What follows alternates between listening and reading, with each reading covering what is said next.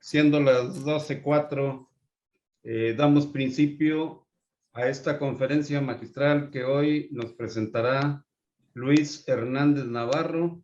Él es un viejo militante de la izquierda revolucionaria de este país, participó en los movimientos magisteriales, ha participado en innumerables movimientos sociales y actualmente es el coordinador de la página editorial del periódico La Jornada. Sin más preámbulos, presentamos a Luis Hernández Navarro. Adelante, Luis, con tu conferencia. Te escuchamos. Pues muy buenas tardes. Es un honor estar aquí. Muchas gracias a Agustín, a César por la invitación para un tema tan apasionante y apasionado, ¿no? Yo diría que el maoísmo sigue tan vivo que pues hasta siguen haciendo tazas así como esta, no sé si se alcanza a ver bien, por 100 años de viva el marxismo, leninismo, maoísmo, dicen, y distintas fuerzas declararon este año el año de la defensa del maoísmo, así es que eso nos da una idea de cómo el asunto se sigue moviendo, ¿no? Estamos hablando entonces de una historia que en sus distintas expresiones arranca con el triunfo de la Revolución China en el 49, con la visita de Lombardo Toledano a aquellas tierras, el primer mexicano que va junto con su esposa, ¿no? Que tiene en el año de 1963, con la ruptura chino-soviética, un punto de definición importante. Por supuesto que, como tantos otros países, tiene en el marco del movimiento de 1968 y en lo que fue la Revolución Cultural Proletaria China, otro gran momento de definición. En 1988, con el cardenismo y su ola, un punto de quiebre y lo que sobrevive hasta hoy en día, ¿no? Entonces estamos hablando de algo vivo con toda una historia detrás que creo que hay que poner sobre la mesa para entonces poder ubicarnos con mayor precisión en lo que sucedió en la década de los 70s, 80s con esta corriente que tiene distintas expresiones. Me voy a ir al año de 1959, ¿no?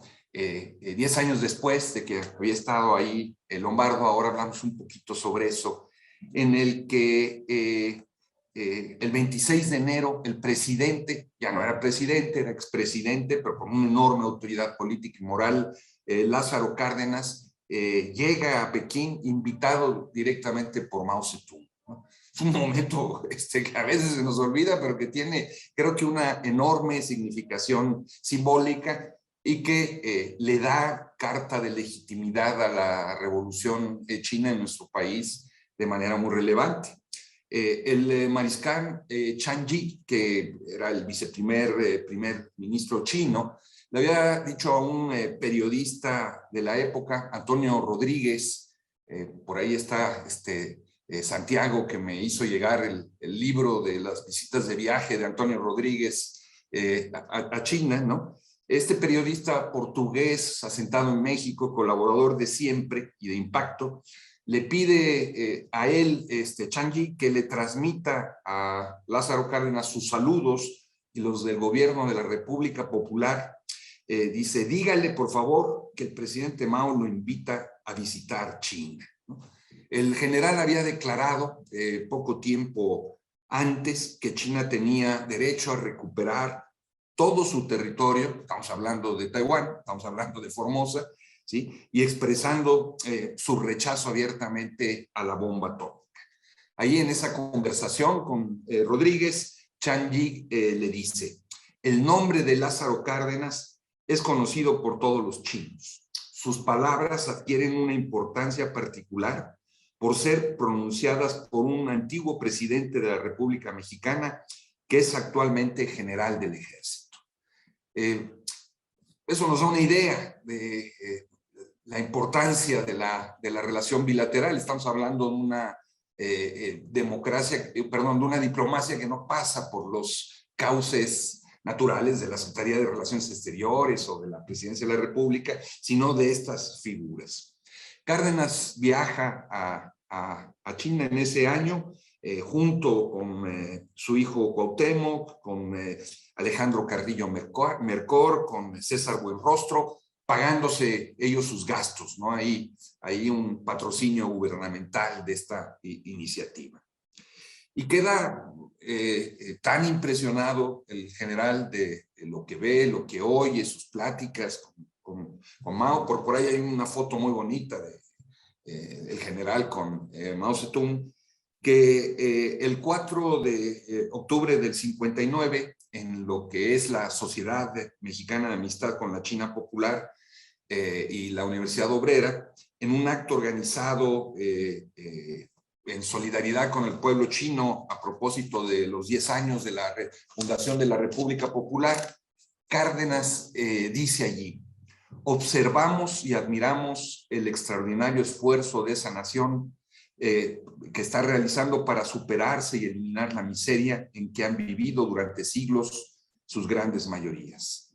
Y dice finalmente: es unánime la opinión acerca del progreso espectacular que se advierte en la China de nuestros días. Ello es resultado de una profunda y larga revolución. Se trata de un movimiento social surgido de la entraña del pueblo chino, tan auténticamente suyo como profundamente nuestra es la Revolución Mexicana. Quienes somos partidarios del derecho a la autodeterminación de los pueblos, la aceptamos y la respetamos como tal. Ese apoyo de Cárdenas, estamos hablando de 1959, es un momento muy difícil en México. Ustedes recuerden que todo el periodo que va del 56-60 es un momento de grandes luchas ferrocarrileras, de petroleros, de maestros de la sección 9, de campesinos con Jacinto López y tomando tierras en Sonora, de represión a esos movimientos también. Ya se había dado el banderazo de salida de esa represión. Y ahí está el presidente o el expresidente de la República avalando ese proceso revolucionario. Creo que es un momento importante. Esta historia, como decía hace un momento, comienza con la visita de Vicente Lombardo Toledano a China. Va también su esposa como parte de una delegación de la Federación Sindical Mundial. Él está allí entre el 16 de noviembre y el 1 de diciembre para participar en lo que es la reunión de la Conferencia Sindical de Países de Asia y Austroasia. Es un largo viaje que él después va a reseñar en un libro que para mí resultó sorprendentemente bien escrito, ameno, divertido.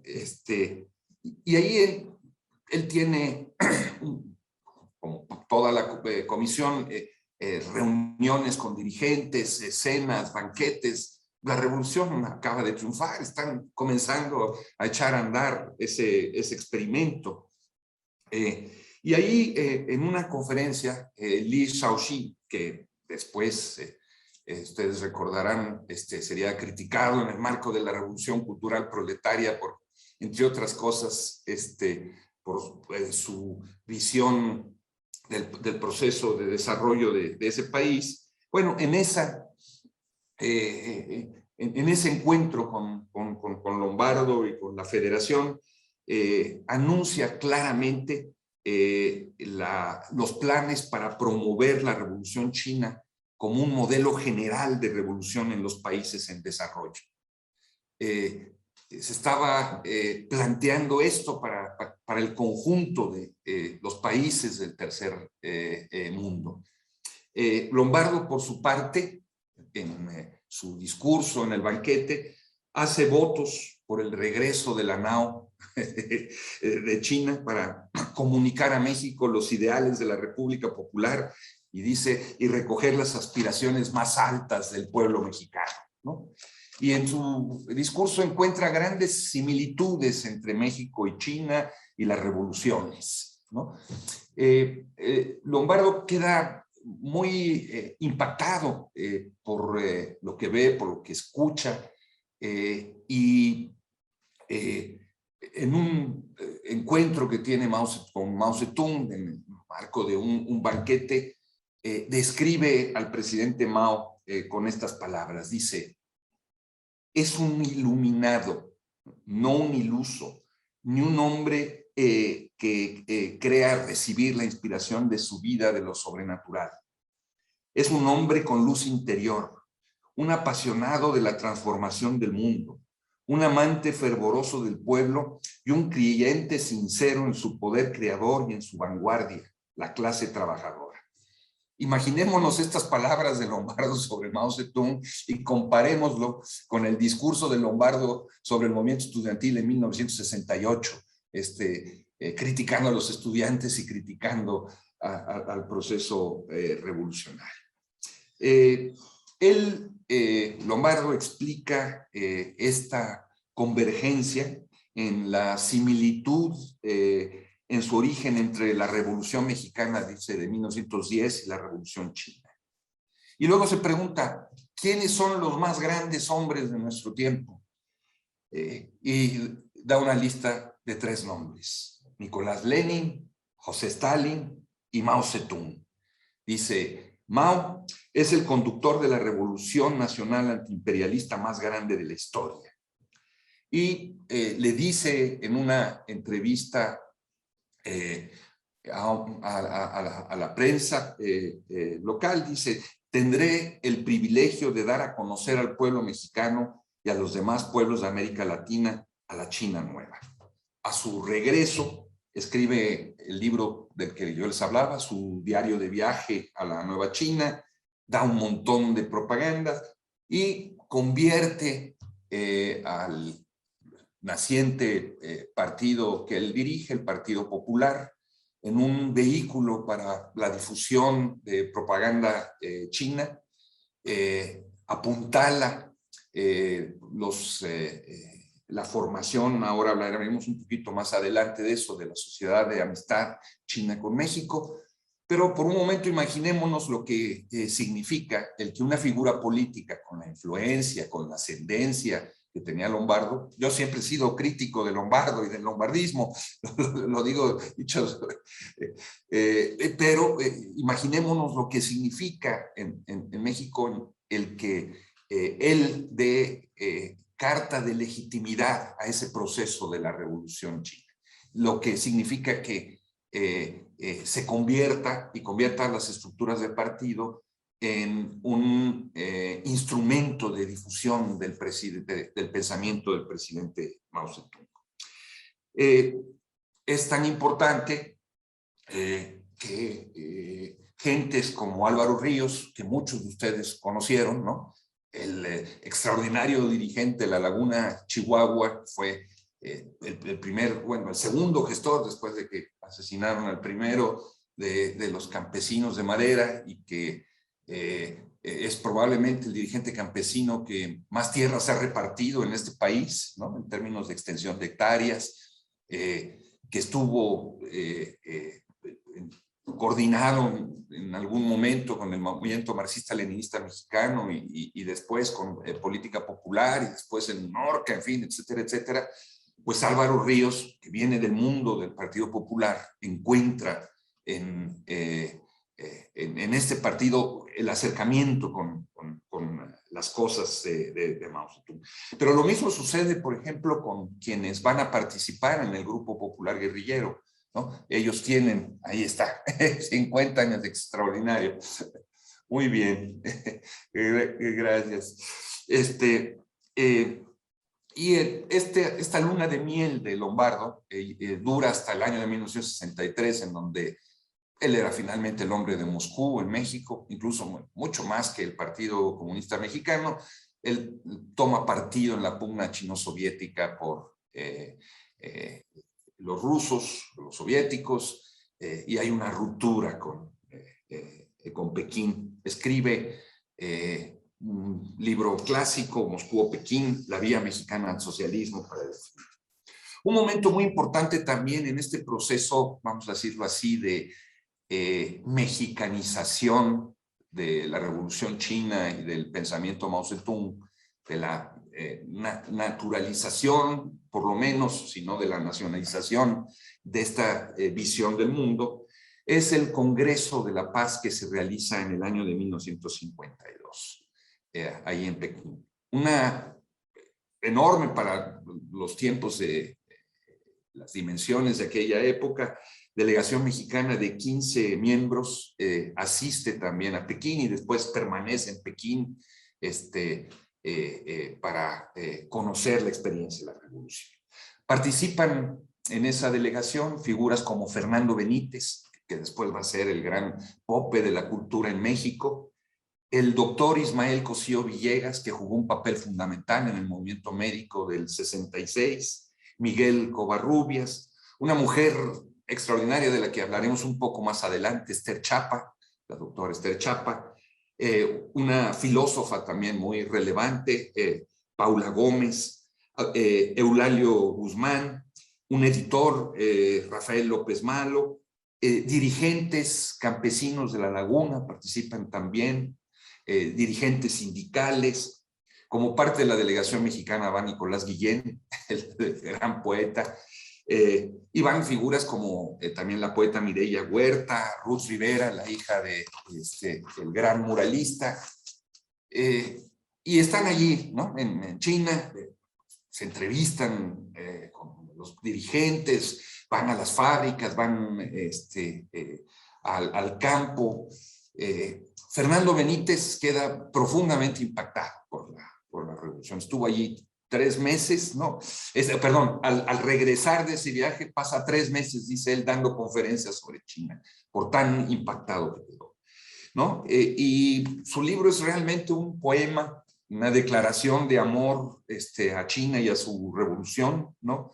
Dice textualmente que China y su revolución deberían de devolverle la confianza en el hombre. Y dice, al igual que Lombardo, cosas como de que los mexicanos no se sienten extranjeros en China, ¿no? Ni siquiera en su apariencia física, están más cerca de nosotros, dice, que los europeos. Afirma Benítez que lo que hace fuerte a China son las pequeñas y fuertes manos de sus artistas y campesinos, que es lo que también hace fuerte a México y le da coherencia.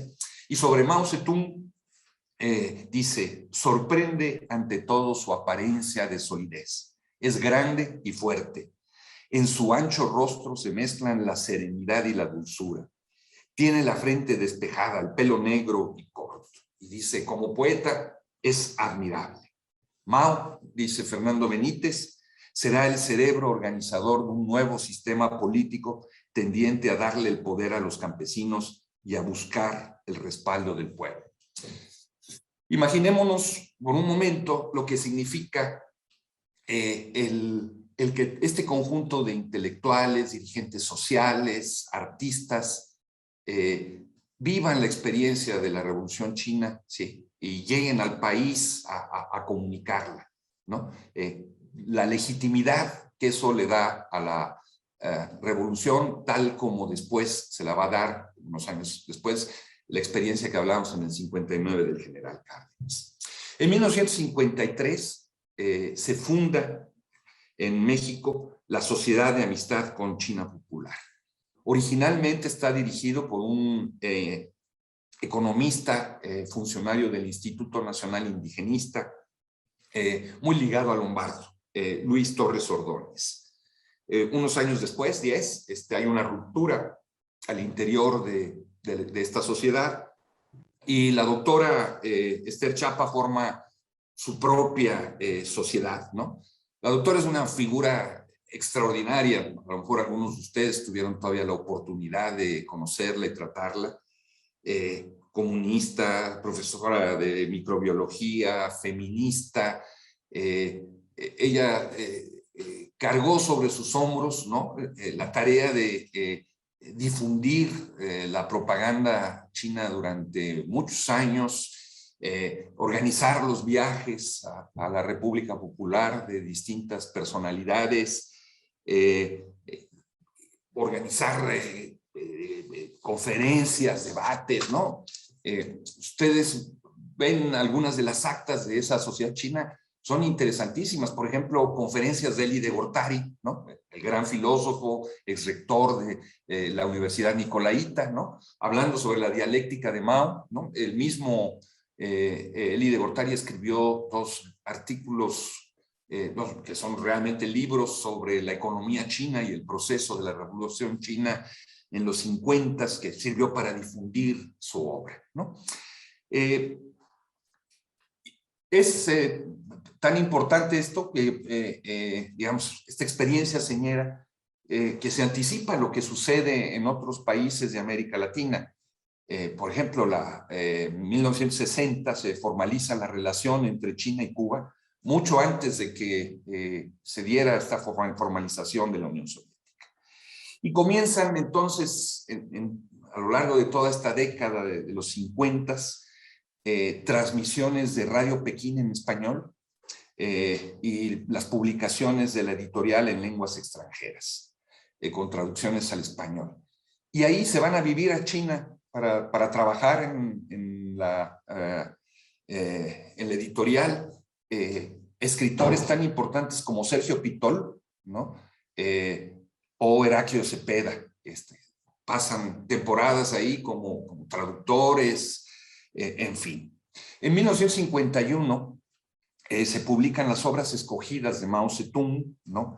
Que ponen en el centro una visión de la liberación de los países coloniales y semicoloniales. En aquel entonces estaba el debate intenso sobre la naturaleza de México como formación económico-social, y muchas de las caracterizaciones ponían el acento en que éramos una semicolonia, de tal manera entonces que había una prendición explícita de que los ecos del pensamiento de Mao Zedong llegaran. Ya después, en la década de los 60, en 1964, se editan las citas del presidente Mao, ¿no? Su primera traducción al español es en el año de 1966. Los compañeros del movimiento marxista-leninista mexicano, los mamelucos, hacen la traducción de las citas al español y no la hacen, sino que publican este libro, la reparten junto con propaganda china ampliamente en el Instituto Politécnico Nacional. Es muy interesante señalar que las citas del presidente Mao son el segundo libro más publicado en la historia, después de la Biblia. Tienen más de 900 millones de ejemplares publicados. La propaganda escrita sobre China en español comienza a llegar a México desde 1958, ¿no? Y se distribuye a través de algunas librerías, como la Compañía Distribuidora Interamericana de Publicaciones de la Librería El Primer Paso, en Enrique Martínez 14, en donde desempeña un papel central una figura, el ingeniero Jorge Fuentes, que desempeña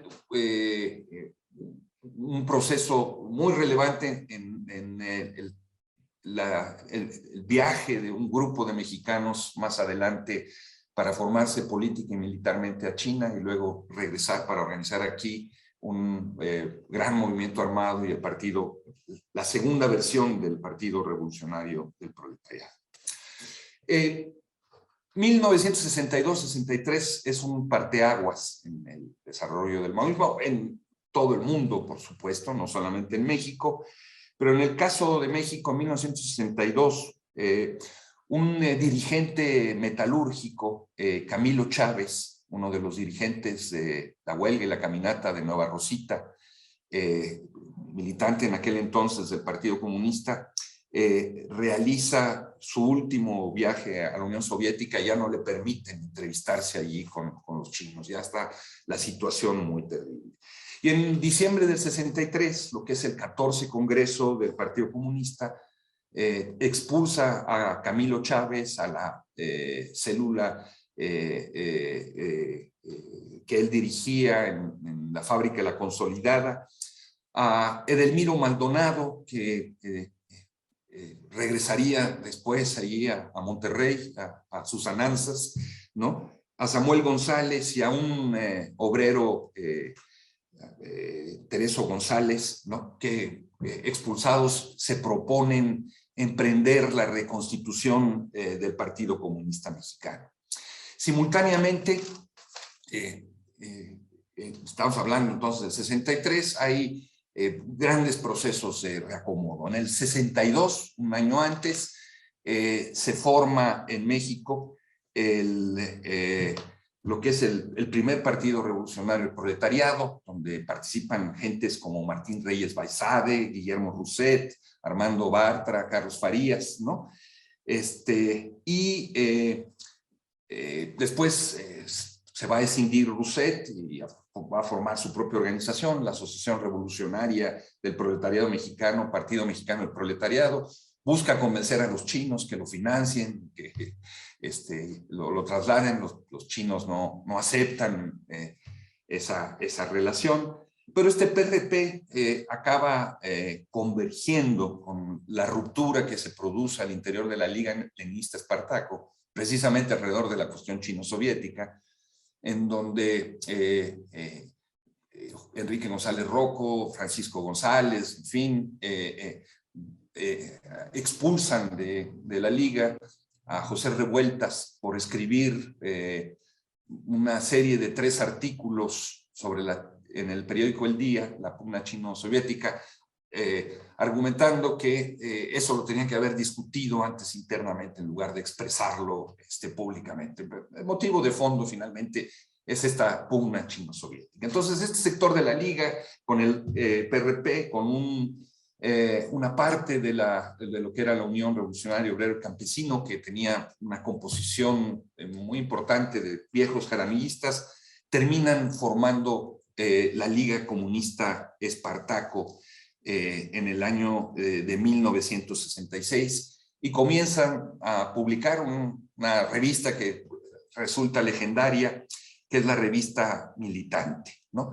En su segundo número, la revista, en el primero tiene el grabado un gran grabado de Carlos Marx, el segundo es un gran grabado de Mao Zedong, para que no quedara duda de su orientación, y el tercero de Ho Chi Minh. Estamos ya en un momento en donde se cruzan la influencia de 2 grandes revoluciones en nuestro país, además de esa China. La revolución cubana, con todo lo que implicó como sacudida entre la juventud, y la revolución vietnamita y su heroica lucha en contra de la invasión estadounidense. En la Liga hay una figura muy relevante que lleva a reorientar el trabajo de la Liga, a ponerlo, digamos, más en sincronía con la construcción de movimientos de organizaciones populares. Es un viejo maestro jubilado que en aquel entonces tiene más de 70 años, el maestro Pascual Ramírez, ¿no? Que les dice literalmente a los militantes espartaquistas, muchos de ellos jóvenes estudiantes o maestros normalistas, les dice: miren, muchachitos, si ustedes de veras quieren luchar con el pueblo, vengan conmigo a donde está esperando la gente a que se le dirija. Y si se los lleva al Valle de Texcoco, ¿no? Donde están las polvaredas, los lodos, etcétera, etcétera, y comienza entonces este proceso de vinculación de la Liga más estrecho con los movimientos populares. Muy importante también en este contexto es la formación del Partido Revolucionario del Proletariado Mexicano, con el ingeniero Fuentes, su viaje a China. Participan en ese viaje figuras como Antonio García de León, como gente que después va a acabar acompañando, digamos, una de las expresiones de lo que fue la Unión del Pueblo, que se funda en el 64, y el famosísimo Florencio el Güero Medrano, ¿no? Que funda, junto con la NOCE, la colonia Rubén Jaramillo, un momento muy importante también en la implantación del maoísmo mexicano, hasta que en septiembre del 73 entra el ejército. El Güero logra salir con vida, libre, y organiza lo que es el Partido Unificado del Proletariado de América, junto con grupos chicanos y un una guerrilla junto con, a la que entra originalmente a través de núcleos de la seccional Ho Chi Minh, que estaban en Veracruz, y que se establece en ese corredor de Veracruz, Oaxaca, hasta que después es asesinado por pistoleros al servicio de los ganaderos. Por supuesto, bueno, todo este proceso tiene en el movimiento estudiantil popular del 68 un parteaguas, ¿no? Cientos de jóvenes deciden que para verdaderamente transformar el país hay que marchar al pueblo. Es en este contexto de debate que se construyen como tres grandes líneas de salida militante para quienes participaron en el 68. Unos, como son la expresión que representa Eberto Castillo, Demetrio Vallejo después de que sale de la cárcel, etcétera, etcétera, que apuntan por formar partidos políticos. Otros que apuntan a la lucha armada, y otros más que ponen en el centro la necesidad de vincularse con lo popular. Es en este contexto en el que, en el marco también de la llegada a México y del aterrizaje de una lectura del maoísmo que viene de Francia, una derivación del althuserianismo, pero también de Bethlen, se forma en el marco de lo que es el movimiento del 68, lo que todos ustedes conocen mucho mejor que yo, porque lo vivieron, que es la formación de la coalición de brigadas populares Emiliano Zapata, que da lugar a lo que es política popular, con su orientación de salir al pueblo, ¿sí? Una orientación similar toman los mamelucos, que pasan a trabajar en lugares como Torreón de Cañas, con Álvaro Ríos, a Sonora, etcétera, etcétera. En este proceso de los 70 se dan distinto tipo de convergencias. Hay una relación, yo diría que bastante estrecha entre lo que queda de la Liga Comunista Espartaco y Política Popular, después lo que va a ser la seccional Ho Chi Minh y Política Popular, que se materializa, entre otras cosas, en la formación en la publicación semanal de una cosa que se llama la Hoja de Lucha Popular, ¿no? Una iniciativa en la que participan compañeras como Tatiana Kohl o como Emilio García, etcétera, etcétera. Esto es resultado de esta convergencia. Y al mismo tiempo, la Liga Comunista tiene, desde 1967, una relación relativamente estrecha con Lucio Cabañas y el Partido de los Pobres. De tal manera que se convierte como una especie de red civil a la que acude Lucio para trasladarse fuera de Guerrero, ¿no? Con una relación atendida fundamentalmente por Vicente Estrada y por el núcleo de campesinos jaramillistas. Lucio se mueve por distintos lugares del país junto con ellos, y en 1973 participa en la aprobación, el debate y la aprobación de un documento que acaba siendo relevante en el movimiento popular, que es el famoso Libro Verde. A lo mejor algunos de ustedes tuvieron referencia de él, ¿no? Un folleto elaborado por Rigoberto Lorenzé. Sí. Pues a los dos llámales y que los dos te llamen. Mándales un mensaje, diles, hablo de parte de Crescencio Morales, para ver el tema de... Perdón, no sé si yo... Entonces, hablábamos del folleto verde, ¿no? Que se elabora finalmente en 1973 para orientar la lucha popular y este proceso de vinculación que se ha iniciado a partir de la disolución prácticamente ya de la Liga Comunista Espartaco y la constitución de la seccional Ho Chi Minh a partir de lo que es la seccional campesina de la Ho Chi Minh. Este folleto verde, el primero en suscribirlo, es un compañero que se llama Miguel, que es el seudónimo que utilizaba Lucio Cabañas. Lucio está en esa reunión, estamos hablando de 73, o sea, las cosas en Guerrero están calientes, pero ahí está. Y en todo este proceso juegan un papel fundamental figuras como el mecánico, tornero Mónico Rodríguez, que fue quien acercó junto con el Gorra Prieta a Rubén Jaramillo, el Partido Comunista y a la militancia comunista como tal, ¿no? Lucio va con Mónico, discute, muchos militantes van a ver a Mónico allí a Paso de Macho, Veracruz primero y después a su casa en Chiconcuac, Morelos. Hay entonces un proceso de vinculación con en lo popular que tiene estas guías, ¿no? Y es en este contexto que Política Popular desarrolla experiencias tan importantes como fue la construida en la Unión Ejidal Bahía de Banderas, que sirve como referencia después para organizar la lucha en el movimiento campesino, la experiencia que se desarrolla con un sector de la UBOCEM en Oaxaca, en la Chinantla, si no recuerdo mal, y después pues las experiencias de Torreón, Monterrey, Durango, etcétera, etcétera, en la que muchos de los que están aquí han participado.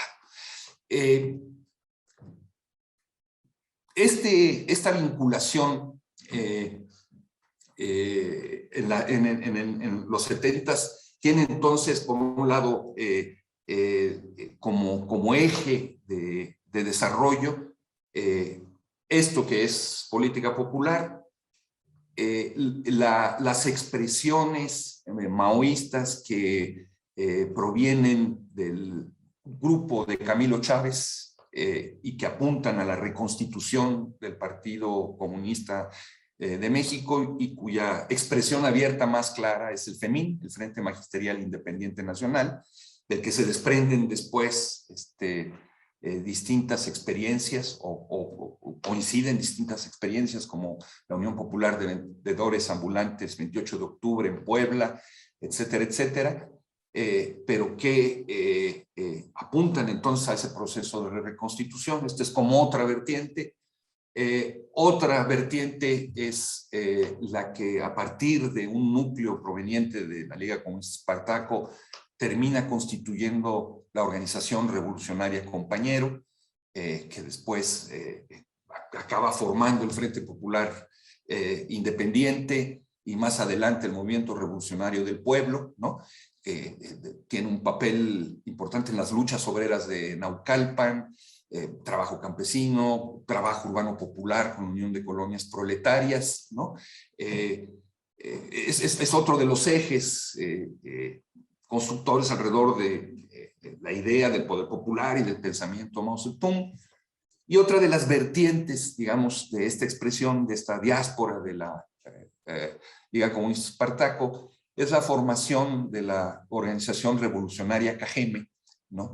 Que dirige Cuco Refugio, un obrero de una capacidad organizativa extraordinaria. Entre otras cosas, la importancia de Cajeme es todo el trabajo que también obrero que desarrolla también en la región de Naucalpan, en Puebla, donde tienen procesos prácticamente de organización popular extensísimos, etcétera, etcétera. Cajeme, junto con otras expresiones, van a acabar en el marco de lo que es la ruptura chino-albanesa de 1978, van a acabar constituyendo lo que es el Partido Comunista de México marxista-leninista y después el Frente Popular Revolucionario en ese marco. Política Popular misma no es ajena a los reacomodos y las escisiones en aquella época, ¿no? Identifico muy claramente dos. Una que es caracterizada como una escisión de derecha, que es la que protagoniza Rolando Cordera, ¿no?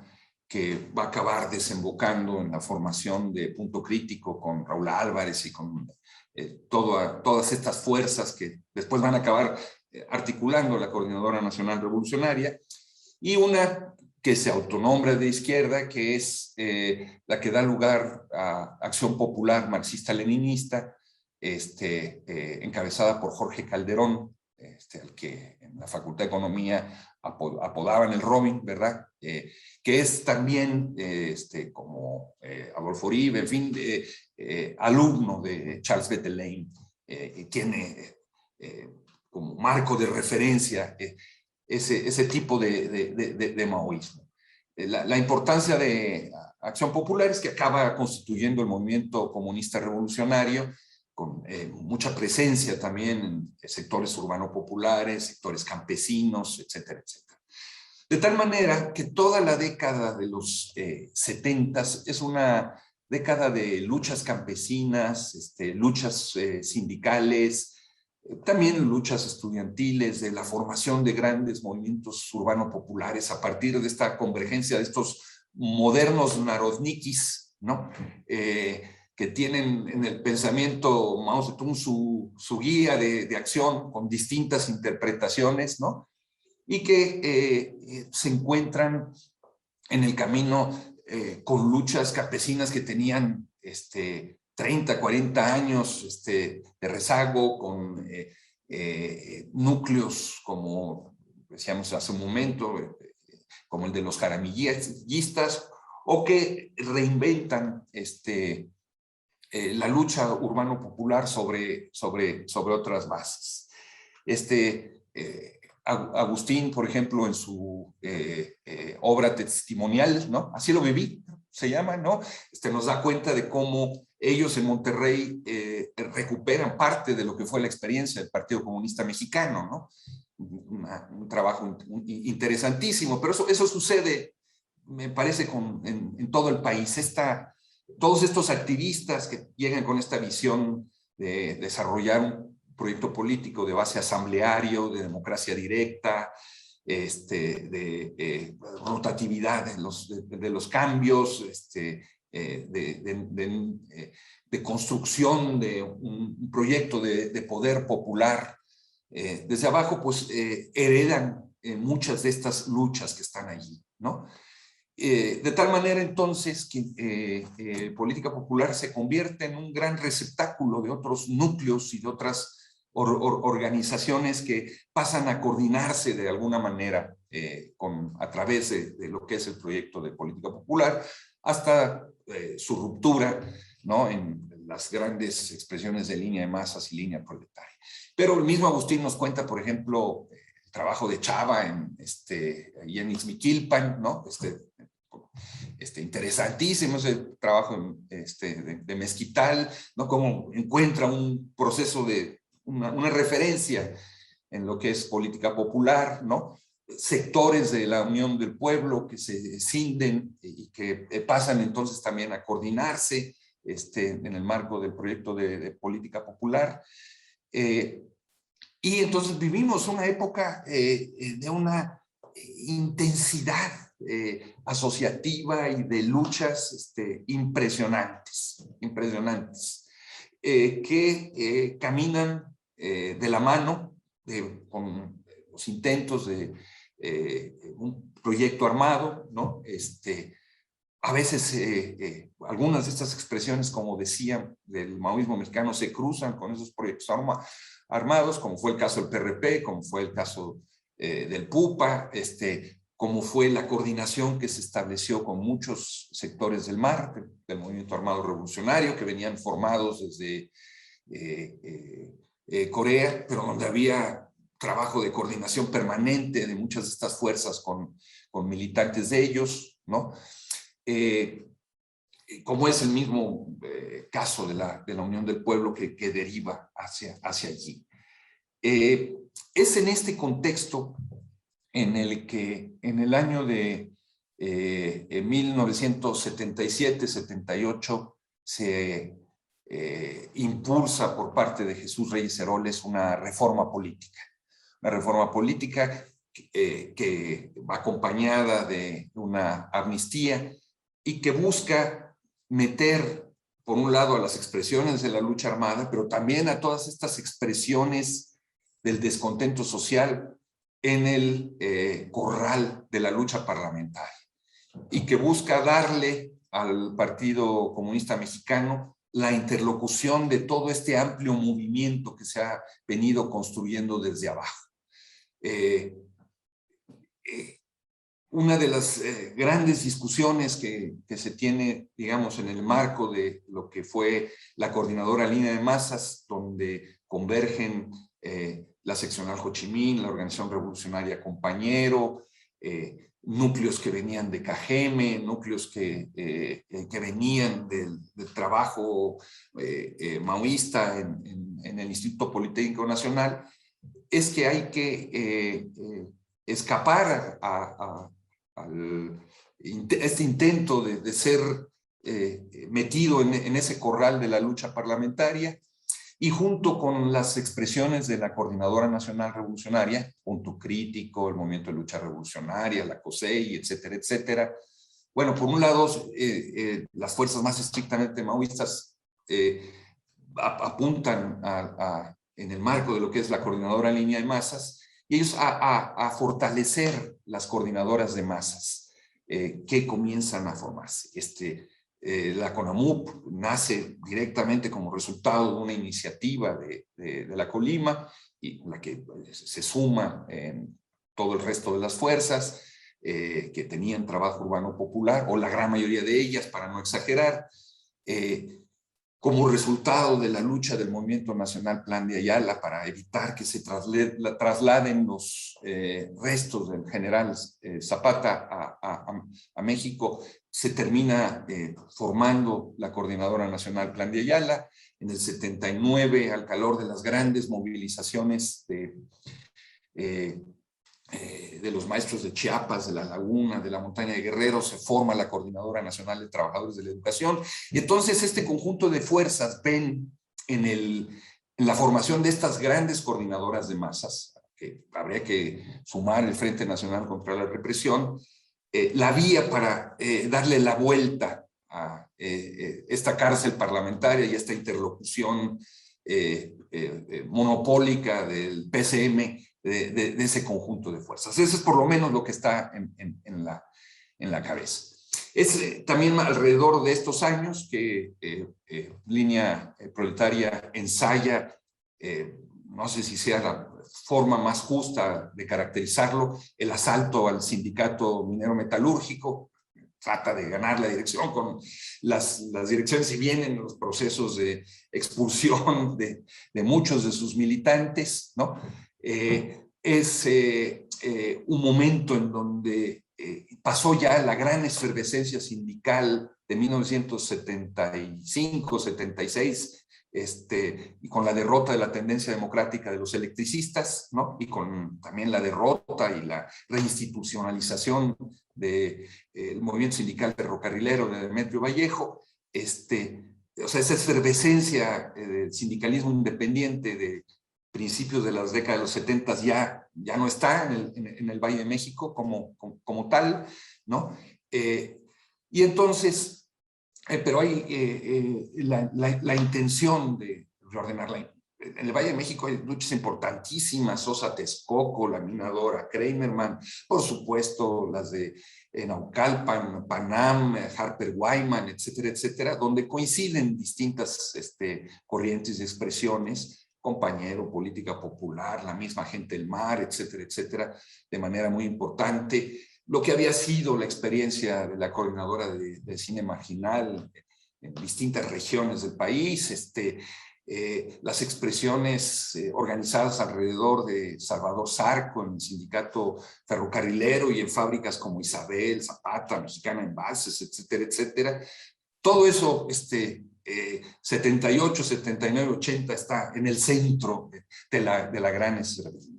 De tal manera que pareciera en aquel entonces que es factible avanzar en la construcción de este proyecto que tiene en el centro la idea del poder popular, dándole la vuelta al dilema de la participación parlamentaria. Viene entonces la crisis económica del 82 y los grandes intentos por articular estas fuerzas para enfrentar la política de austeridad en lo que fue la formación del FENDESCAC, el Frente Nacional por la Defensa el Frente Nacional en Defensa del Salario y en contra de la austeridad y la carestía, y después el Comité Nacional de Defensa Popular, con los paros cívicos del 83 y el 84.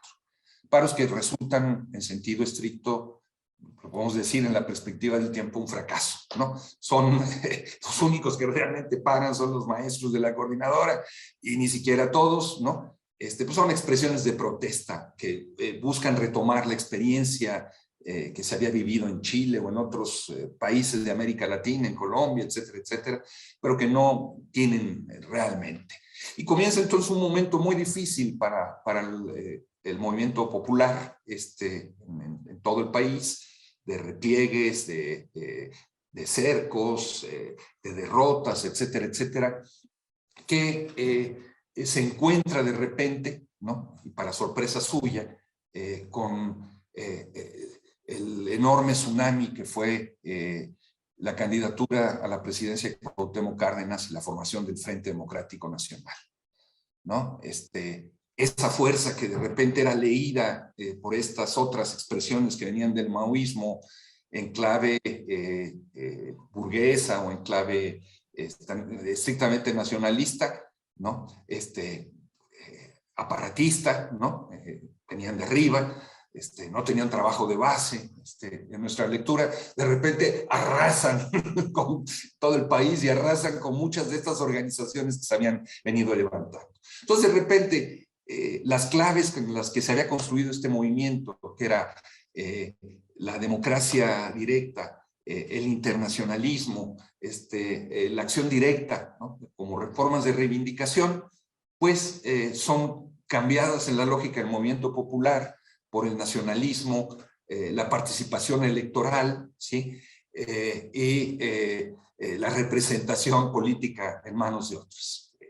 El tsunami tuvo efectos devastadores sobre estas organizaciones y sobre estas expresiones que comenzaron entonces a acomodarse.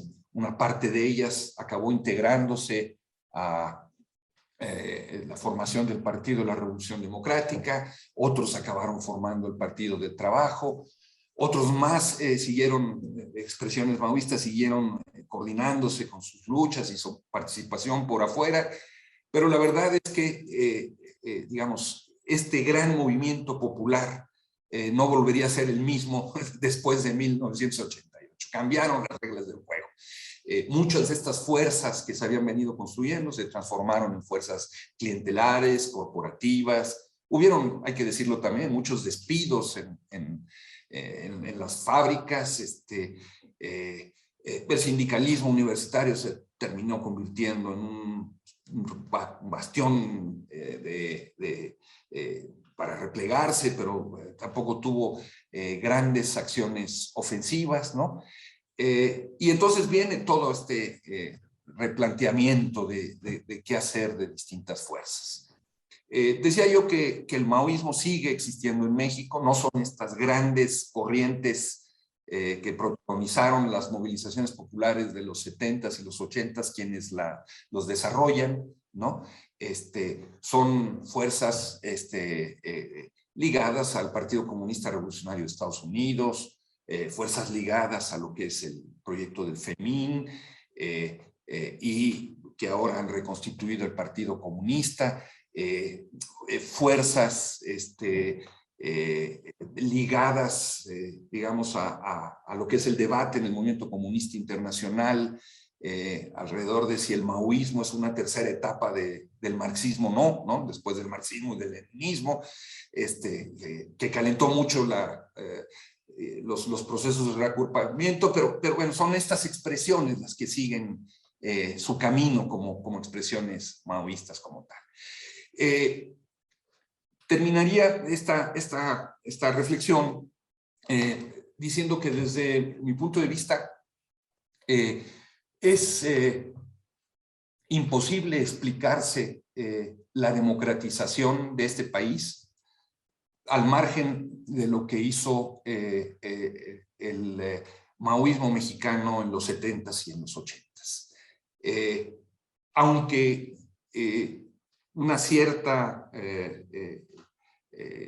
un cierto número de estudios se concentran en explicar la transición solamente desde el punto de vista electoral, ¿no?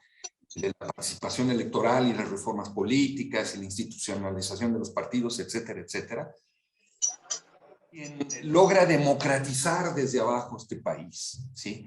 Quien logra ayudar a la formación de una nueva capa de dirigentes campesinos, populares y sindicales que están hoy ahí, que permanecen como luchadores sociales, es precisamente esta corriente que podemos caracterizar como la del maoísmo mexicano de los 70s y los 80s.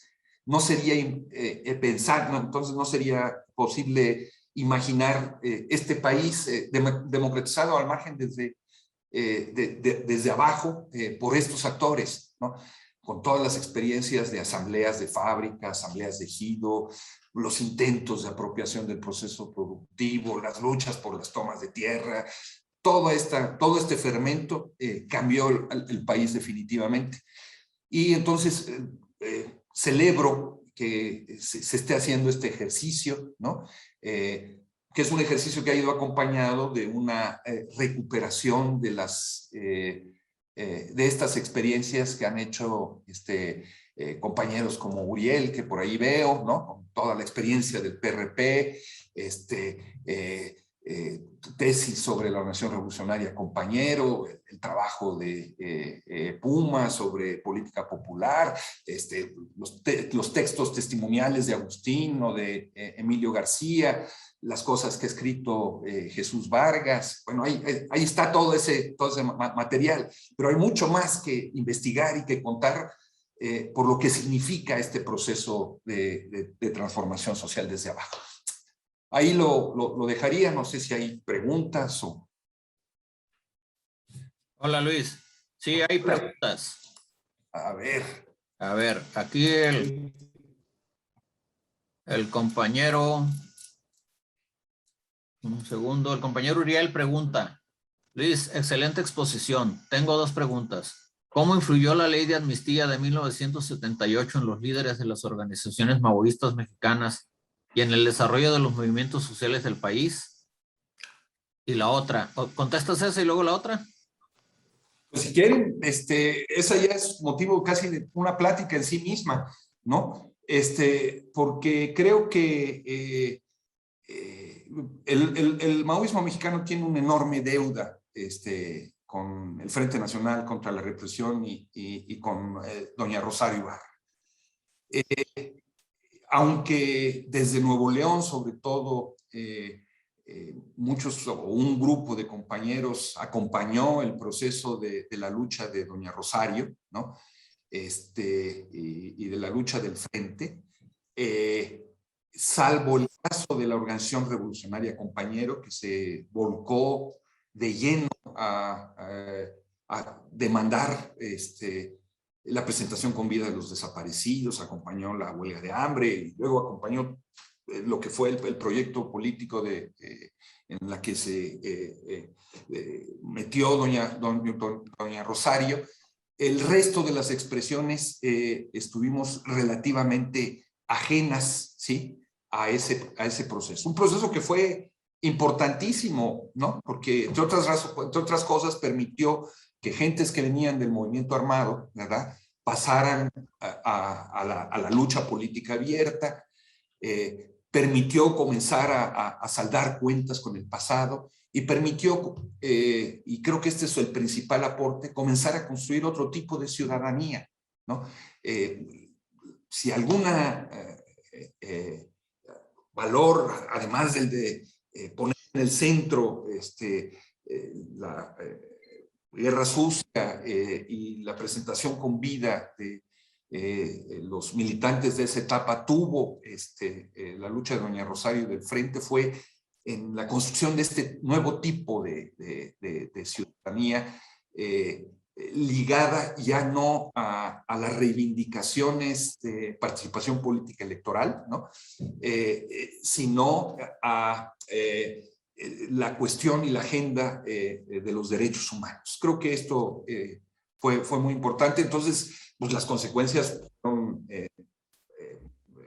muy relevantes. Y ahí fuerzas como el PRT o como la Coordinadora Nacional Revolucionaria tuvieron un papel mucho más importante del que tuvo el maoísmo en su momento.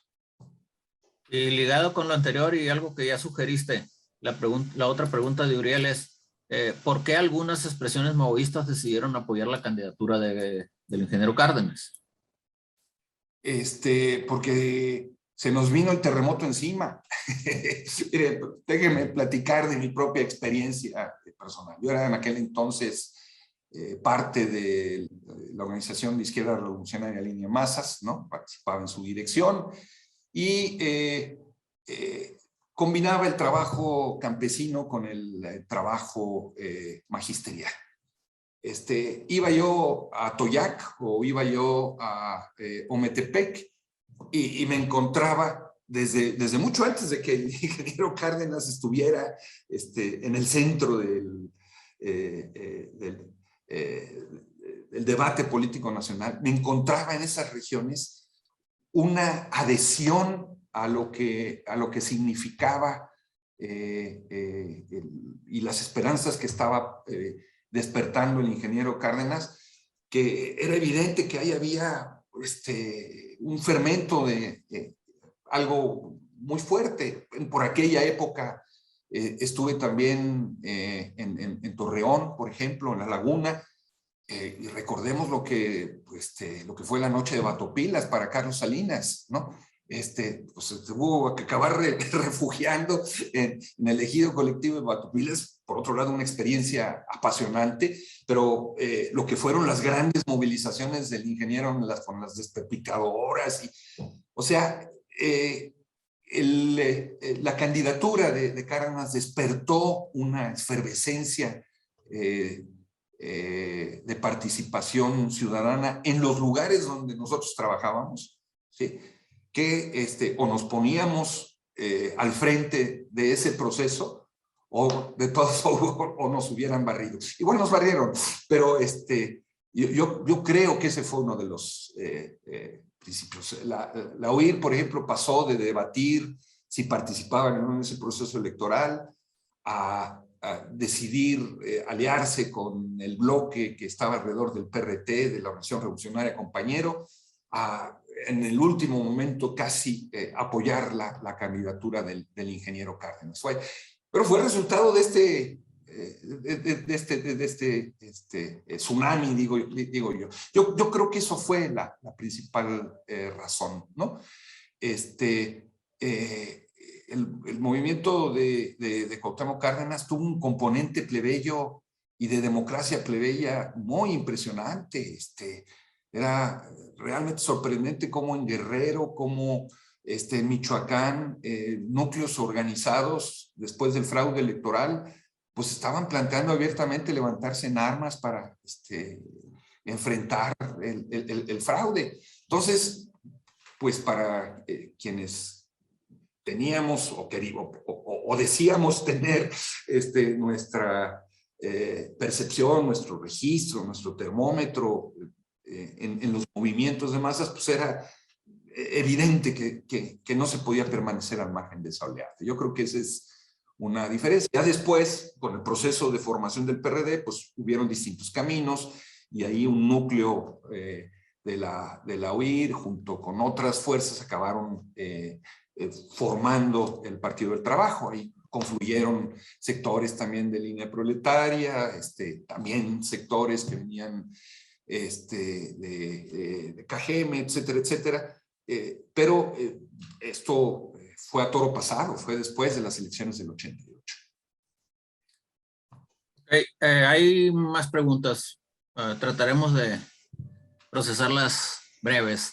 ¿Cuáles serían hoy las características del maoísmo hoy en día y sus perspectivas? Dice Salvador, desde Zacatecas.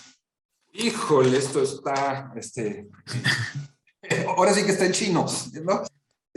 No, yo diría que hay de entrada un gran eje para diferenciarlo entre quienes siguen reconociendo en el Partido Comunista Chino y lo que sucede hoy en China una línea de continuidad con el maoísmo, más allá de sus diferencias, y tienen relaciones con el PSC o simpatía hacia el PSC y lo que está sucediendo allá, y quienes desde sobre todo una lectura que en su origen comienza con la gran revolución cultural proletaria, consideran que lo que China está desarrollando no es ya socialismo, sino que es una expresión de capitalismo de Estado, de socialismo de Estado, ¿no? Cada quien tiene su caracterización posible, pero no ven ya esas fuerzas que se siguen reivindicando como maoístas en China una fuerza revolucionaria. Esa sería, digamos, una primera gran línea de separación. Una segunda gran línea de separación, la anunciaba yo hace un momento, ¿es el maoísmo una tercera fase del marxismo-leninismo o no lo es? ¿No? Hay fuerzas que sí lo reconocen y hay otras fuerzas que no lo reconocen como tal. Esto es motivo de debate dentro del movimiento comunista mexicano ligado al maoísmo y del movimiento comunista internacional. Tercero, caracterizaciones de fenómenos como la revolución en Nepal, ¿no? Que fue un punto de fractura al interior del maoísmo a nivel internacional, ¿no? Cuando las distintas expresiones maoístas en Nepal deciden unificarse y pasar a formar parte del gobierno y participar electoralmente, etcétera, etcétera, hay un sector del movimiento maoísta que lo apoya, ¿no? Y hay otro sector que ve en eso un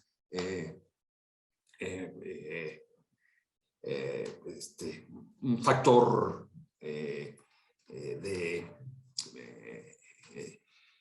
de colaboración, de claudicación, etcétera, etcétera.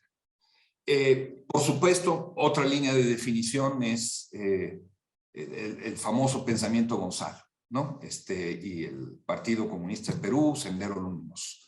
Es una nueva fase del maoísmo, el pensamiento Gonzalo, o no lo es. Pues en esto hay una línea de separación, hay sectores peruanos, colombianos, italianos, brasileños, es muy importante la expresión senderista en Brasil, que se piensa el maoísmo desde esa clave y hay quien se deslinda absolutamente de esa expresión como tal, ¿no? Entonces, yo creo que estos serían como las grandes líneas de definición. Creo que el momento clave, digamos, para el gran proceso de reacuerpamiento que hubo por parte del maoísmo en el mundo es el asunto de Nepal. Eso es lo que acaba separando, y por supuesto el asunto de Perú.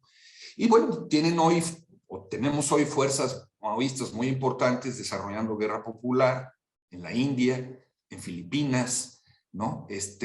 Hay quien sostiene que en Turquía, ¿no? Hay, por supuesto, quien sostiene que también en Perú. Esos son motivos también de separación del movimiento maoísta. Y todo esto tiene expresiones en México. Hay una última, que es la de quienes están en la órbita directa del Partido Comunista Revolucionario de Estados Unidos, de Bob Avakian y todos ellos. Es Aurora Roja en México, no sería su expresión, pero que tiene expresiones en distintas partes del mundo, ¿no? Con debates sobre esto, sobre el maoísmo como tercera fase, etcétera, etcétera, pero que tienen vocación o de constituirse como una corriente internacional más allá de su expresión en Estados Unidos. Todo esto creo que sería parte de este, como caracterizarlo como un archipiélago del maoísmo contemporáneo, que van desde el ultrarrojo hasta el ultravioleta, ¿no? Desde el PT, que en parte se sigue reivindicando como tal en México, hasta expresiones como el Partido Comunista Mexicano reconstituido. Correcto. Hay muchas preguntas más, algo complejas, pero hay una que te preguntan directamente el compañero Ramón. ¿Cuál fue el papel de Alberto Anaya? ¿Cuál fue la aportación de Alberto Anaya en la corriente línea de masas? Bueno, yo no vengo aquí a hablar mal de nadie, ni bien de... Alberto es fundador de Política Popular, ¿no? Es parte del núcleo inicial, original, que nace en el marco de lo que es la Facultad de Economía de la UNAM y del Movimiento Estudiantil Popular del 68. Alberto es, con todos los asegúnes que se quieran señalar, es una figura indiscutible en el proceso de formación del Frente Popular Tierra y Libertad. Después vendrían sus rupturas con, por un lado, con el mundo de línea proletaria, después con Camero y Steines, y después este proceso de institucionalización, vamos a decirlo así, en el marco de lo que es el Partido de Trabajo y todo lo que se ha dicho, ¿no? Pero creo que, bueno, pues él está ahí, el partido se dedica a editar las obras de Mao Zedong, a difundir literatura china, a establecer relaciones estrechas con el mundo del comunismo chino. Eso es Alberto, un ave de tempestades que tiene muchos críticos. El libro de Agustín es particularmente severo con el profe, ¿no? Hay una visión muy crítica de él, ¿no? Hay todo tipo de señalamientos y acusaciones. Bueno, pues creo que parte de lo que hay que hacer es un balance. Disculpa la interrupción, Luis. ¿Es Sí. Agustín Basabe? No, es Agustín Acosta, ¿no? El del libro de Así lo viví, Sí, ¿no? Agustín Acosta, sí, ya puse la liga ahí en los comentarios. Gracias. Es un libro extraordinario, ¿eh? No, se los digo en serio, como testimonio, ese libro y el libro de Emilio García. Gracias, muy amable. Sus memorias son muy buenos.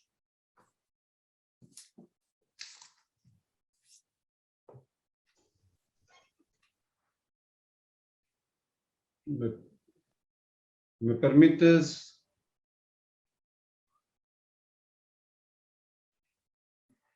¿Me escuchan?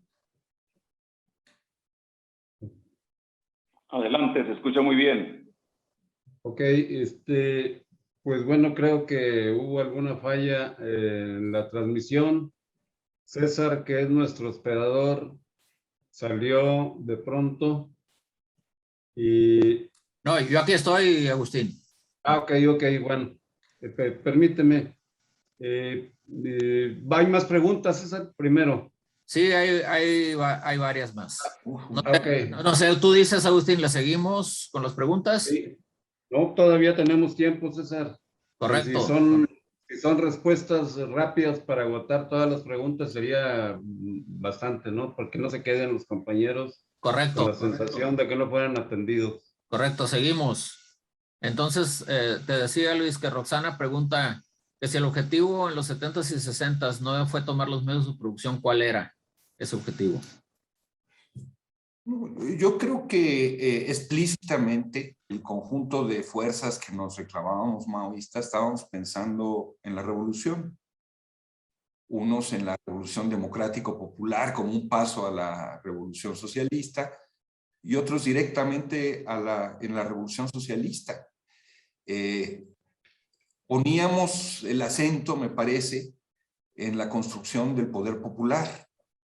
Así lo formularíamos ahora, digamos. o en el desarrollo de la democracia proletaria. Lo que, digamos, para la corriente de política popular era la formación de bases de apoyo, ¿no?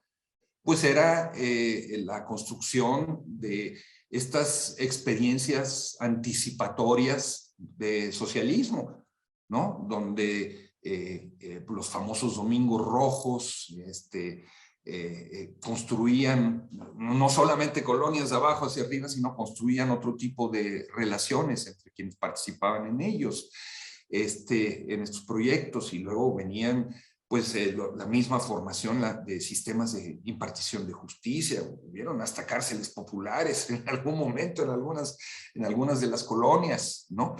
Entonces la perspectiva era, me parece, la revolución socialista, no entendida en torno a esta expresión ya. Me parece que después de la derrota de Lucio Cabañas, después de la derrota de Genaro, en fin,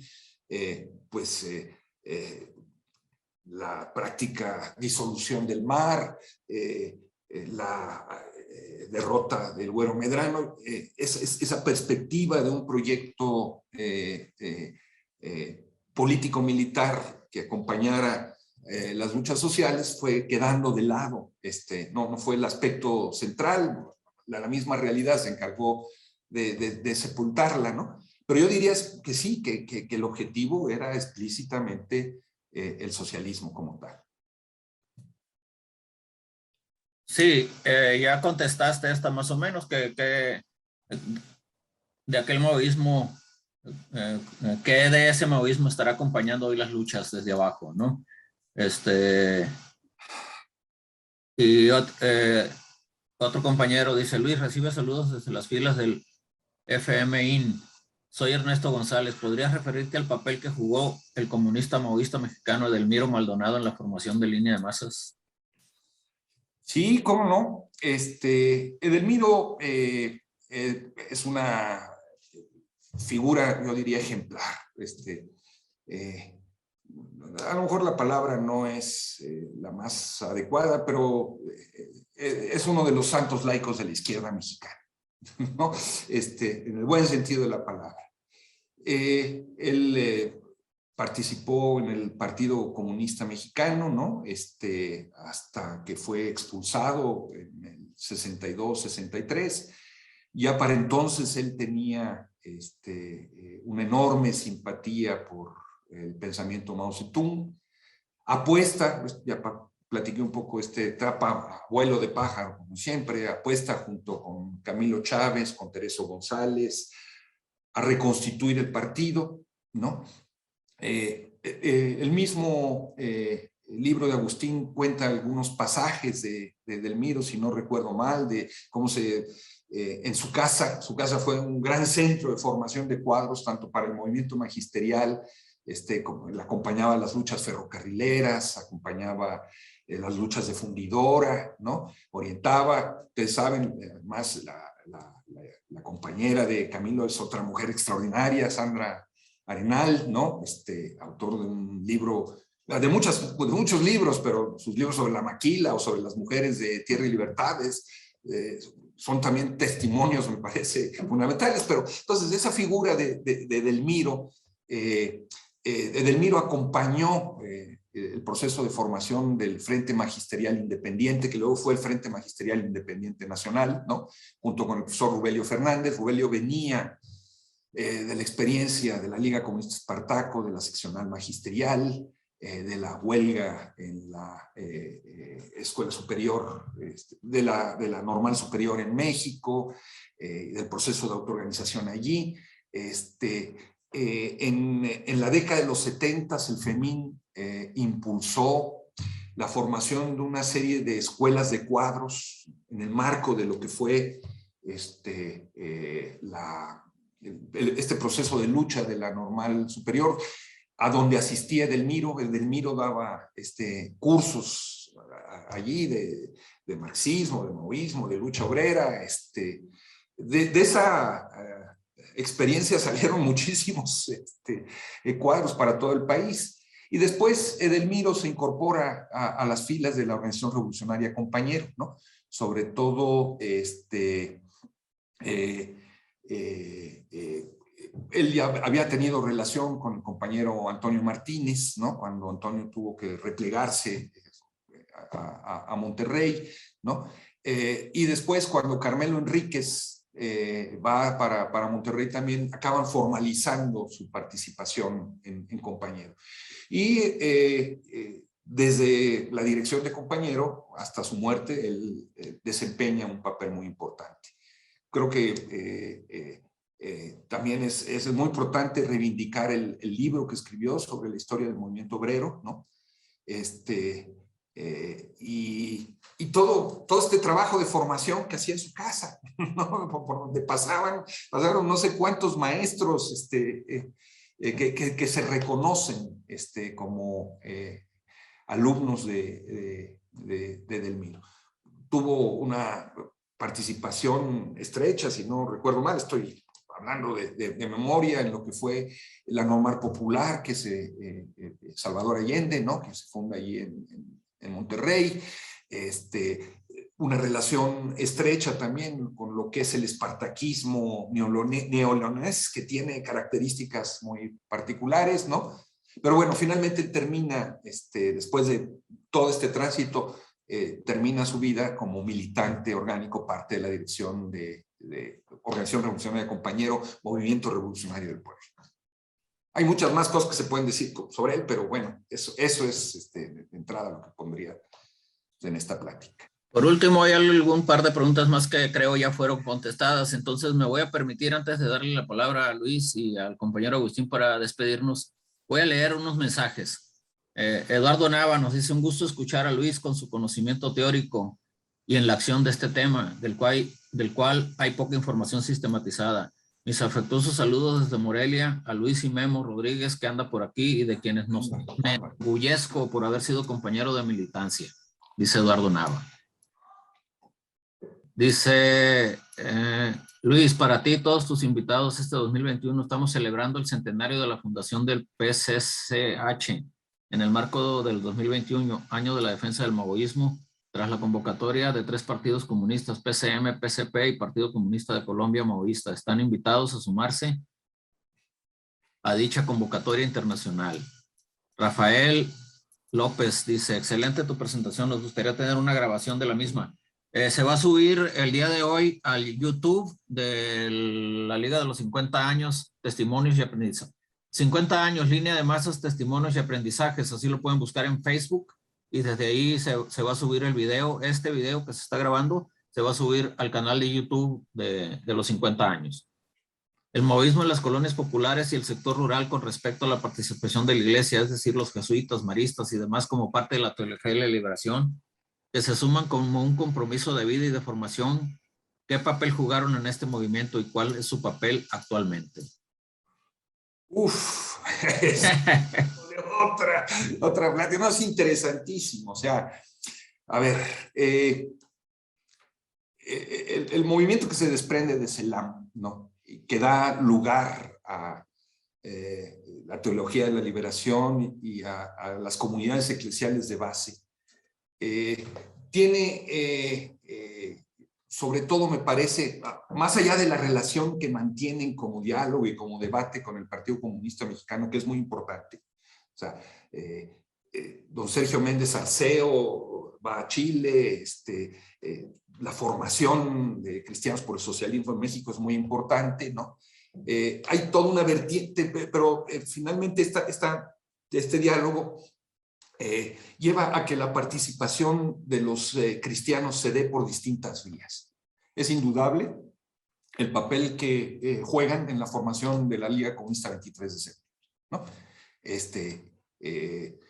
Hay todo un núcleo de gente formada por jesuitas, por maristas que habían participado en los procesos de educación popular en Ciudad Nezahualcóyotl, gente de Nuevo León como José Luis Sierra. No me voy a detener en esto, pero esto es una vertiente de participación muy, muy clara. Otra vertiente de participación me parece muy clara es las gentes de las comunidades eclesiales que se incorporan a la formación de la Asociación Cívica Nacional Revolucionaria cuando se reconstruye después de la llegada de los hermanos Bracho y de los compañeros que estaban en La Habana y que vienen a México y recomponen la ACNR, ¿no? La gente de las comunidades eclesiales de Jalisco y en otros lugares desembocan allí. Y luego ya específicamente en el maoísmo, creo que hay una participación inicial muy importante en política popular, ¿no? La experiencia de Batarse, hasta en las colonias de Torreón, es una experiencia seminal, ¿no? Es fundamental esa experiencia. Lo fue también en un primer momento con la formación de Tierra y Libertad, pero hasta donde entiendo, hubo después una especie de distanciamiento, de separación con quienes proveniendo o habiendo sido curas o monjas, no siguieron participando como habían participado en el núcleo principal de Línea de Masas.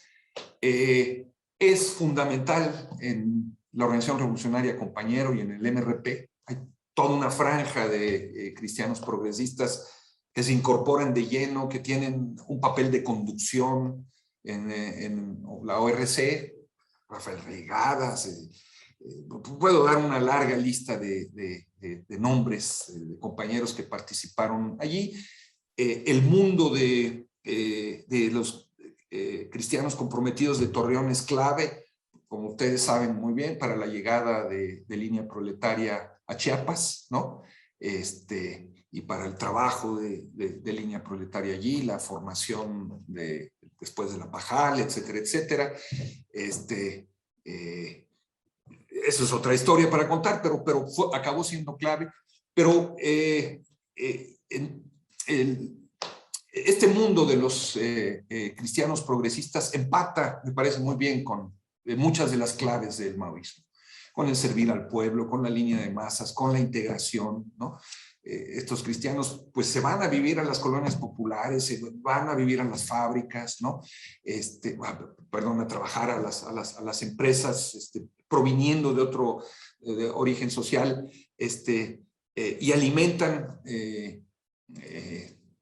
el proceso. Yo no sé hasta dónde la experiencia, por ejemplo, de La Laguna sería la misma al margen de ellos. Yo creo que no. Yo creo que en esta alianza, en esta convergencia, está la clave para explicarnos la potencia, la originalidad que en su momento llegó a tener el movimiento de colonias en La Laguna.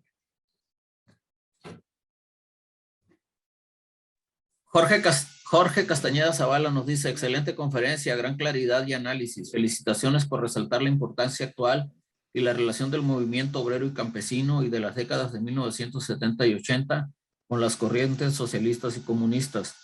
Ya puse ahí en los comentarios para todos la liga a nuestra página de Facebook. Hoy en la tarde queda ahí el video. Pedro Quijano nos dice: pido permiso para saludar desde Yucatán y el movimiento obrero independiente en 1973-74 con el asesinato de Efraín Calderón Lara. Bueno, eso es muy importante, efectivamente, ¿no? La formación del Frente Sindical Independiente, el papel que jugó el Charras, ¿no? Creo que hay dos novelas que dan cuenta de su vida y su complejidad muy interesante. Este proceso, la pregunta, y es una pregunta que hago, es hasta dónde una parte de esa experiencia sindical independiente no tiene que ver con la formación del Ejército Revolucionario Independiente, del ERI, donde participaba Mario Menéndez y donde todo este intento de formar un movimiento armado desde allí no fue uno de los sustentos o alimentos de ese proceso de sindical independiente. Por supuesto estaba también el Partido Comunista, abogados tan relevantes como Jorge Fernández Sousa, que ahora está en Serapaz, en fin, pero esa matriz que era el Ejército Mexicano Independiente, creo que se llamaba este proyecto político-militar, más que en sentido estricto de maoísmo. Después juegan un papel muy importante los militantes de Compañero, el trabajo que realizan allí en la península, muchos de los movimientos populares que siguen actuando, de las resistencias al proyecto del Plan Maya, son hoy parte de esto, ¿no? Algunas de las expresiones, no sé si se sigan reivindicando como maoístas, como la Organización Nacional del Poder Popular o el Partido Revolucionario del Proletariado en su última etapa, tienen su origen en parte en esta expresión. Y pues luchas como la de Ixpujil, la resistencia al Tren Maya, etcétera, etcétera, tienen en este pasado maoísta muchas de sus semillas, ¿no? Muy bien, pues agradeciendo a todos su asistencia que estuvo nutrida y agradeciendo a Luis, pues doy la palabra al compañero Agustín y a Luis para que despidan esta excelente conferencia que agradecemos en el alma, Luis. Y muy claro y muy ilustrativo y nos va a servir a muchos.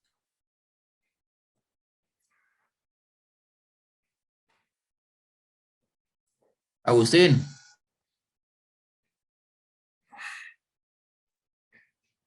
Luis, agradezco enormemente que hayas aceptado la invitación que te hice hace ya meses, que antes de empezar estos eventos conmemorativos de los 50 años de la aplicación de la línea de masas, que empezó siendo un proyecto local acá en Monterrey, porque justamente el lunes se cumplen 50 años de la primera invasión de tierras que se realizaron bajo la orientación de los militantes y brigadistas de Política Popular en 1971. La historia de su crecimiento, desarrollo es conocida por todos. Esta situación cundió a Frontera Coahuila, Gómez Palacio Durango, Torreón, Zacatecas, Durango, San Pedro de las Colonias, Francisco y Madero, Coahuila. Y bueno, la historia es bastante conocida. Ya la hemos relatado a través de todos los 27 eventos que hemos realizado. Este es el penúltimo. Mañana concluimos las actividades con la presentación de un libro de Aleida Hernández, una historiadora, que va a ser interesante también. Y el lunes a las 6 de la tarde los invitamos a todos. Va a haber un evento cultural con donde participan compañeros que nos apoyaron en las luchas, no solamente del sector popular, sino las luchas obreras estudiantiles, un grupo de música de protesta, conocida acá localmente como Los Chicanos. Aquí acabo de ver con mucho gusto, me encuentro a Álvaro, un compañero que llegó acá a Monterrey de México de las prepas populares, precisamente como miembros de un grupo de muchachitos jovencitos, todos ellos, Luis Patiño, después diputado por el PT, Gustavo, Toño Mailo, varios compañeros que participaban inicialmente como miembros de ese grupo cultural, pero luego se integran y resultan excelentes brigadistas que luego se convierten en dirigentes obreros, algunos, y otros como militantes del Partido del Trabajo. Ha sido una sorpresa para nosotros encontrarnos en estos eventos, tantos y tantos compañeros. Los sacerdotes, tuvimos un evento para donde participó el sacerdote Benigno Martínez, una pieza clave del trabajo sacerdotal en La Laguna, junto con Pepe Batarse y Armando de la Torre, varios. Sería injusto seguir dando nombres porque olvidamos algunos de los nombres de esos compañeros. Y bueno, pues no nos ha quedado tema que no tocáramos. Incluso ayer tuvimos una charla interesantísima con 3 ex guerrilleros que estuvieron, 2 de ellos encarcelados, torturados y uno exiliado del MAR, de la Liga de Comunistas Armados, de la Liga Comunista 23 de septiembre, que nos hablaron de cómo nos veían ellos al movimiento social. Entonces, interesantísimo por demás. Los invito a todos para que vean, visiten la página 50 años, línea de masas, testimonios de aprendizajes, donde va a estar todo el contenido de la que iniciamos desde mayo hasta el lunes que concluimos. Agradezco la presencia, Luis, de nuevo, reitero mi agradecimiento y les digo que esta fue la conferencia, la plática donde tuvimos más participación. En un momento dado estuvieron aquí 53 compañeros bueno, pues, acompañándonos en esta interesantísima plática de Luis. Últimamente, nada más quiero hacerle un último reclamo a mi amigo Luis Hernández. Nos debes un libro con toda esta historia. Claro que sí. Te cedo la palabra para que te despidas, Luis. Bueno, pues muchísimas gracias, Agustín, por la invitación, por este encuentro. Estoy viendo el chat, la cantidad de saludos de viejos compañeros, no los voy a nombrar todos, me da muchísimas gracias, me da muchísimo gusto, muchísima emoción encontrarme aquí con ustedes, gracias a este pretexto para recuperar este trozo de la historia, que es también un trozo de la historia personal. Pero en parte esta historia la he podido ir reconstruyendo gracias a libros como el tuyo, como el de Emilio, a trabajos tan buenos como el de Uriel, por supuesto a las pláticas y a lo que ha escrito Jesús Vargas, a Roberto Rico, a Rodrigo Moreno, las largas entrevistas que he tenido con Vicente Estrada, con Francisco González, con el profesor Rubelio Fernández. Híjole, no saben lo que hay ahí de experiencias. Ayer apenas pude platicar, ya está muy delicado de salud, con Salvador Zarco, que fue dirigente de la sección 15 ferrocarrilero. Me platicaba que cuando lo estaban torturando, lo que él hacía era pensar en Mao Zedong. Digo, bueno, pues ya está claro lo que significa el Maoísmo para toda esa generación de ustedes que venían detrás de nosotros. Entonces, ha sido realmente un gran regalo el poder estar hoy aquí compartiendo estas dudas. No mencioné el trabajo excelente de Jorge Puma. Bueno, ahí comienzan a ponerse las piezas del rompecabezas sobre la mesa, y esto que ustedes acaban de hacer ilumina una parte muy oscura sobre donde hay además una cantidad de mitos y una cantidad de historias oscuras que hay que reconstruir. Pues muchas gracias, se los digo de corazón, me quedo muy conmovido con esta charla. Y gracias, César, ahí por toda la chamba. Gracias a ti, Luis, hasta pronto y hasta siempre. Hasta pronto. Bye. Quiero nada más hacer una aclaración. El texto que escribí se llama Así lo recuerdo. Así lo recuerdo. Así lo recuerdo. Son testimonios, no solamente míos, sino de muchos de los participantes en el movimiento urbano popular. Y se recuerda ahí a compañeros con los que me tocó de ser amigo, ser alumno, como Delmiro Maldonado, el doctor Roberto Cervera, sí, miles. Creo que en esto de escribir hay mucha injusticia porque olvida uno muchos personajes que son claves en esta historia. Y aquí César nos hace el favor de poner la liga para que me conecten y poder mandarles el texto. Les comento, ya está por entrar a imprenta la segunda edición con nuevos recuerdos, nuevas anécdotas que nos acontecieron en este devenir de 50 años. Gracias y hasta luego. Gracias, sí. Saludos a todos, Santiago, a Pepe Cárdenas, a todos los que están ahí. Vamos. Gracias.